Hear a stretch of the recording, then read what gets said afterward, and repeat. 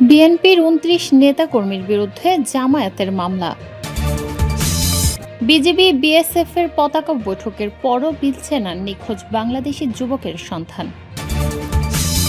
আমিরাতে জরিমানা ছাড়াই বৈধ হওয়ার সুযোগ। অভাবে মেয়েকে ২৫,০০০ টাকায় বিক্রি, স্ত্রীকে জানান জিনপরি নিয়ে গেছে। সর্বশেষে জানাবো, নারায়ণগঞ্জে আসামি ধরতে গিয়ে হামলার শিকার ডিবির ৩ সদস্য। শিরোনাম শুনলেন, এবারে বিস্তারিত। বিএনপির ২৯ নেতাকর্মীর বিরুদ্ধে জামায়াতের মামলা।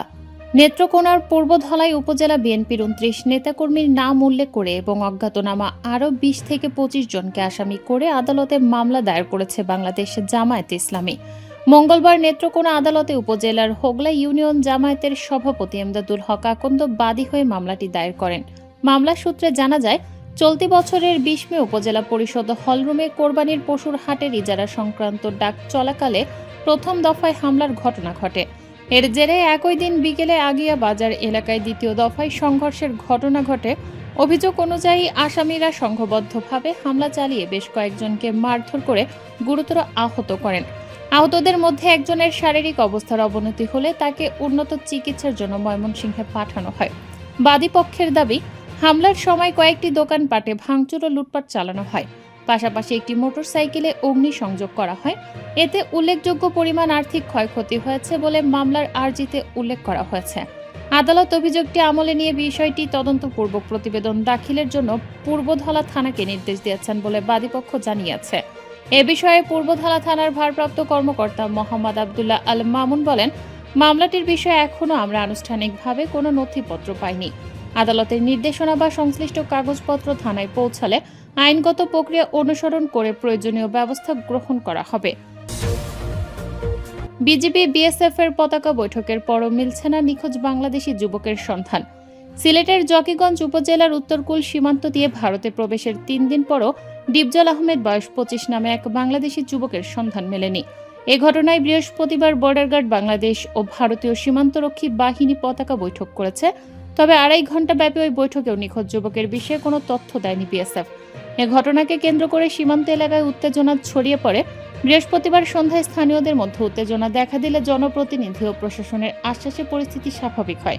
এর আগে গত সোমবার রাতে জকিগঞ্জ উপজেলার বারোঠাকুরি ইউনিয়নের দিলা গ্রামের বাসিন্দা ডিপজল আহমেদ সহ কয়েকজন যুবক ভারতের অভ্যন্তরে প্রবেশ করেন।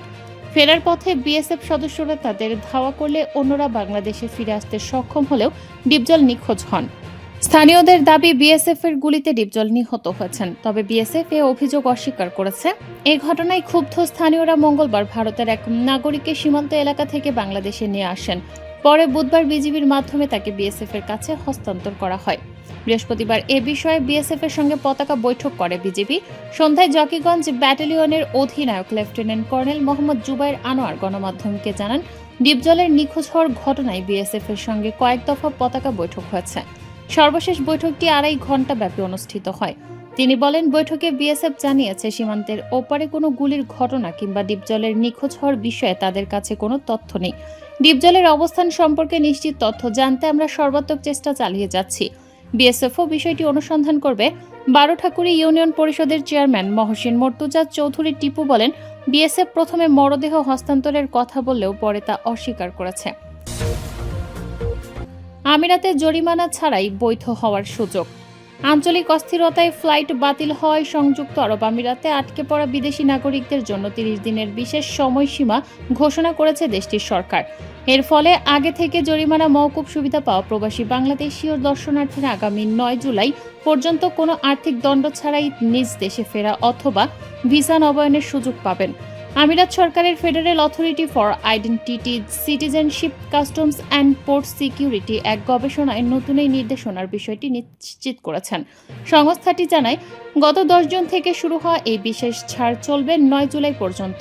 এই নির্ধারিত সময়ের মধ্যে সুবিধাভোগীদের ভিসা নিয়মকরণ এবং অথবা দেশ ত্যাগের চূড়ান্ত প্রক্রিয়া সম্পন্ন করতে হবে। নিজ দেশে ফিরে যাওয়ার ক্ষেত্রে কাউকে নতুন করে কোনো আবেদন বা বাড়তি পদক্ষেপ নিতে হবে না। এর আগে চলতি বছরের ২৮ ফেব্রুয়ারি মধ্যপ্রাচ্য উত্তেজনার কারণে আমিরাতের আকাশসীমায় ফ্লাইট চলাচলে বড় ধরনের বিঘ্ন ঘটে। এতে শত শত ফ্লাইট বাতিল হয়ে যায়। ফলে যাদের রেসিডেন্সি ভিসা বাতিল হয়েছিল, যারা ভিজিট ভিসায় ছিলেন এবং যাদের প্রস্থানের অনুমতি ছিল, এমন হাজার হাজার মানুষ বাধ্য হয়ে দেশটিতে আটকে পড়েন। পরিস্থিতির বিষয়টি বিবেচনা করে গত মার্চ মাসে আইসিপি এক বিশেষ আদেশের মাধ্যমে এসব আটকে পড়া মানুষের ভিসার মেয়াদ উত্তীর্ণজনিত জরিমানা সম্পূর্ণ মওকুফ করেছিল। আইসিপি স্পষ্ট করেছে যে বর্তমানে আঞ্চলিক আকাশপথের পরিস্থিতি স্বাভাবিক হয়ে আসার আগেই সেই ব্যতিক্রমী অবস্থার অবসান ঘটেছে। তাই আটকে পড়া বিদেশিদের মধ্যে যারা আমিরাতে বৈধভাবে থাকতে চান তাদের এই 1 মাসের মধ্যে রেসিডেন্সি বা ভিসার মেয়াদ নবায়ন করতে হবে। আর যারা ফিরে যেতে ইচ্ছুক তারা বিমানবন্দরে গিয়ে স্বাভাবিক ইমিগ্রেশন প্রক্রিয়ার মাধ্যমেই আমিরাত ত্যাগ করতে পারবেন। অভাবে মেয়েকে 25,000 টাকায় বিক্রি, স্ত্রীকে জানান জিন পরি নিয়ে গেছে। মাগুরায় অর্থের অভাবে নিজের 1.5 মাস বয়সী কন্যা শিশুকে স্ত্রীর অগোচরে বিক্রি করে দিয়েছেন সাগর হোসেন বয়স 38 নামে এক ব্যক্তি। পরে শিশুটি নিখোঁজ হওয়ার বিষয়টি গোপন রাখতে স্ত্রীর কাছে নাটক সাজিয়ে বলেছিলেন মেয়েকে জিন পরি নিয়ে গেছে। বিষয়টি বিশ্বাসযোগ্য করতে বাড়িতে ওঝা কবিরাজ রেখে ঝাড়ফুঁকো করিয়েছিলেন। তবে শেষ পর্যন্ত পুলিশের অভিযানে 22 দিন পর শিশুটিকে উদ্ধার হয়েছে, ফিরে পেয়েছে মায়ের কোলে। ঘটনাটি মাগুরা সদর উপজেলার বেরোইল পলিতা ইউনিয়নের রামদেরগাতি গ্রামে ঘটেছে। বৃহস্পতিবার 18 জুন রাত 8টায় মাগুরার পুলিশ সুপারের কার্যালয়ে আয়োজিত এক সংবাদ সম্মেলনে পুলিশ সুপার মোল্লা আজাদ হোসেন এ তথ্য জানান।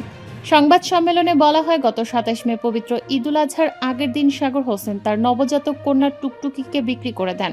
দত্তক হিসেবে ক্রেতা ছিলেন সদর উপজেলার দক্ষিণ বীরপুর এলাকার বাসিন্দা মোহাম্মদ শাহাবুর বয়স 28 ও মনিরা খাতুন বয়স 25 দম্পতি। 25,000 টাকার বিনিময়ে একটি স্ট্যাম্পে লিখিত চুক্তির মাধ্যমে অবৈধ লেনদেন সম্পন্ন হয়। এ ঘটনায় মধ্যস্থতাকারী হিসেবে আরও অন্তত 3 জন ভূমিকা রাখেন বলে পুলিশ জানিয়েছে। পুলিশ সুপার মোল্লা আজাদ হোসেন জানান, সন্তানকে বিক্রির সময় সাগর প্রতারণার আশ্রয় নেন। তিনি ওই দম্পতির সামনে অন্য এক নারীকে নিজের স্ত্রীর পরিচয় দিয়ে দাবি করেন তার স্ত্রী ক্যান্সারে আক্রান্ত এবং চিকিৎসার খরচ জোগাতেই তিনি সন্তান বিক্রি করেছেন। অন্যদিকে নিজের আসল স্ত্রী তানজিলা খাতুনের কাছে বাচ্চার নিখোঁজ হওয়া নিয়ে জিনে নেয়ার গল্প ফাঁদেন এবং জিনের মাধ্যমে বাচ্চা ফেরত আনা হবে আশ্বাস দিয়ে 21 দিন অতিবাহিত করেন। পরে বাচ্চার খোঁজ না পেয়ে তানজিলা খাতুন ব্যাকুল হয়ে পড়েন এবং বুধবার শত্রুজিৎপুর পুলিশ ক্যাম্পের ইনচার্জ উপপরিদর্শক শুভঙ্কর রায়কে জানান। এরপর তথ্য প্রযুক্তি ও স্থানীয় সোর্সের সহায়তায় আজ বৃহস্পতিবার বেলা 2টার দিকে শাহাবুর ও মনিরা দম্পতির হেফাজত থেকে শিশু টুকটুকিকে উদ্ধার করে পুলিশ। এরপর শিশুটিকে তার মায়ের কাছে হস্তান্তর করা হয়। নারায়ণগঞ্জে আসামি ধরতে গিয়ে হামলার শিকার ডিবির 3 সদস্য। নারায়ণগঞ্জের রূপগঞ্জে আসামি গ্রেপ্তারের অভিযানে গিয়ে ঢাকা মহানগর গোয়েন্দা পুলিশের দক্ষিণ বিভাগের 3 সদস্য মারধরের শিকার হয়েছেন বলে অভিযোগ উঠেছে। পরে তাদের 2,500 উপজেলার উচিতপুরা ইউনিয়নের শান্তিনগর বাজারে নিয়ে গিয়ে আবারও মারধর করা হয় বলে জানিয়েছে পুলিশ। গুরুতর আহত অবস্থায় তাদের উদ্ধার করে 2,500 উপজেলা স্বাস্থ্য কমপ্লেক্সে ভর্তি করা হয়। আহতদের মধ্যে উপপরিদর্শক মামুন মাতুব্বরের অবস্থা গুরুতর বলে জানা গেছে। পুলিশ সূত্রে জানা যায়, বৃহস্পতিবার বেলা 3টার দিকে ঢাকা ডিবি দক্ষিণ বিভাগের 4 সদস্যের একটি দল রূপগঞ্জের গাউসিয়া এলাকায় একটি মামলার আসামিকে গ্রেফতারের উদ্দেশ্যে যায়। এ সময় আসামি পক্ষের লোকজন জড়ো হয়ে তাদের উপর হামলা চালায়। এক পর্যায়ে 3 পুলিশ সদস্যকে মারধর করে একটি পিকআপে তুলে 2,500 উপজেলার উচিতপুরা ইউনিয়নের শান্তিনগর বাজারে নিয়ে যাওয়া হয়। সেখানে তাদের আবারও মারধর করা হয় বলে অভিযোগ রয়েছে। খবর পেয়ে 2,500 থানা পুলিশ ঘটনাস্থলে গিয়ে আহত 3 সদস্যকে উদ্ধার করে উপজেলা স্বাস্থ্য কমপ্লেক্সে ভর্তি করে। আহতরা হলেন এসআই মামুন মাতুব্বর, সহকারী উপপরিদর্শক এএসআই আমানুল্লাহ এবং কনস্টেবল কবির আহমেদ।